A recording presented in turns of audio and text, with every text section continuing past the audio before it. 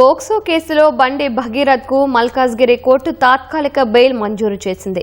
మరింత సమాచారం మా ప్రతినిధి రమేష్ ను అడిగి తెలుసుకుందాం. రమేష్, బండి భగీరథ్ తాత్కాలిక బెయిల్ కు సంబంధించిన సమాచారం ఏంటి?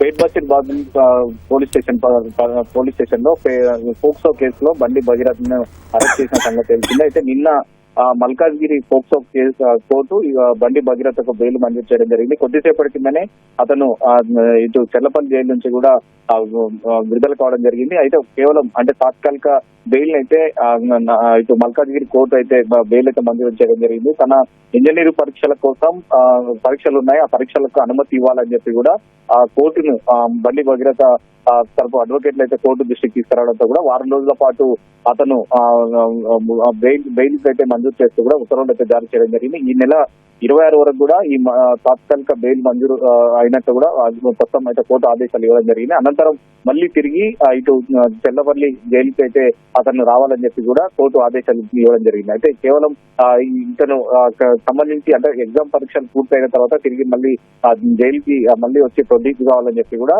కోర్టు ఆదేశాలు చేయడం జరిగింది. ఒక పోక్సో కేసులో మే 16వ తేదీన అధికారులు అతన్ని అరెస్ట్ చేసి తర్వాత కోర్టు ముందు ప్రవేశపెట్టిన తర్వాత ప్రస్తుతం తను చెర్లపల్లి జైల్లో డిమాండ్ ఖైదీగా ఉన్నాడు. అయితే బెయిల్ వచ్చిన అనంతరం కూడా మరి అతను కాసేపటి కింద అయితే విడుదలైనట్టు తెలిసింది. అయితే పోక్సో కేసు నమోదైన తర్వాత రిమాండ్ తరలించిన తర్వాత కొన్ని రోజుల క్రితం అతన్ని కోర్టు ఆదేశాలతో కూడా 3 రోజుల పాటు కస్టడీ తీసుకొని ఆ పోక్సో కేసు సంబంధించి కూడా ఆధారాలు కానీ తర్వాత సీన్ రీకన్స్ట్రక్షన్ కూడా అధికారులు చేయడం జరిగింది. అక్కడికి వెళ్లి కస్టడీలో తీసుకున్న తర్వాత అక్కడున్న ఆధారాలు కానీ అక్కడ జరిగిన సంబంధించిన వాటిని సీసీ ఫుటేజ్ తో పాటు తర్వాత అక్కడ జరిగిన ఘటనలు జరిగిన కొన్ని వేధింపులు చేశారని చెప్పి కూడా ప్రధానంగా బాధితురాలు ఇచ్చిన ఫిర్యాదు మేరకు అయితే పోలీసులు కేసు నమోదు చేశారు. కాబట్టి కస్టడీలో కొన్ని వివరాలు కూడా అధికారులు తీసుకున్నట్టు తెలుస్తుంది. ఇప్పుడు ప్రస్తుతం మధ్యంతర తాత్కాలిక బెయిల్ మల్కాజ్గిరి కోర్టు అయితే మధ్యంతర బెయిల్ మంజూరు చేయడం జరిగింది. ఈ ఎగ్జామ్ పూర్తి అయిన తర్వాత మళ్ళీ తిరిగి చెర్లపల్లి జైలుకు రావాలని చెప్పి కూడా కోర్టు ఆదేశాలు ఇచ్చినట్టు కూడా తెలుస్తుంది.